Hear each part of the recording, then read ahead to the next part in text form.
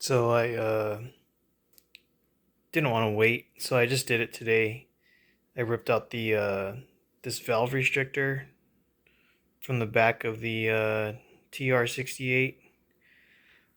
So you take out that valve thing and you take out this little O-ring that's sitting behind it, and this is crimped. So I might in the future at some point I might have to reinforce that crimped valve or just buy one. It's slightly cheaper to just fix it, but if you're not good with tools or you don't want to mess with it or you'd rather just swap in a piece, then you're better off just like buying a new valve. um I'm not good at like doing this type of stuff.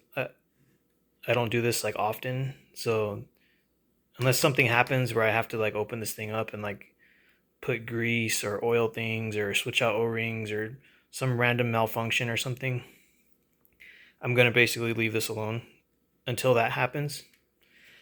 And yeah, I might make a video tomorrow about uh, hooking up my HPA tank and a remote line and seeing how powerful this thing is now. Because yeah, this got removed, and this is basically blocking a bunch of air from flowing through the inside of the valve. So this is basically going to have a lot more power.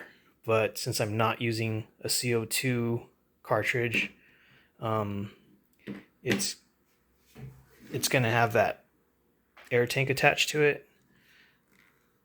There's a, I don't think I can do this one-handed. It's open on the inside. If you look down this chamber, it's completely open. So there's like a power kit that lets you use CO2, I guess, like more stingily. But since I'm not using CO2, or I'm not going to be using CO2 on this, I don't have to worry about that. That power kit's like $50 or $60. I think it's like $60. And it comes with like a shorter firing pin, but that's kind of like negligible. Like the power difference, you might only get a couple more joules out of it. And then you get that CO2 restrictor cap thing. But since I'm not using CO2 on this, I'm not planning on using CO2 on this, I don't need that restrictor cap.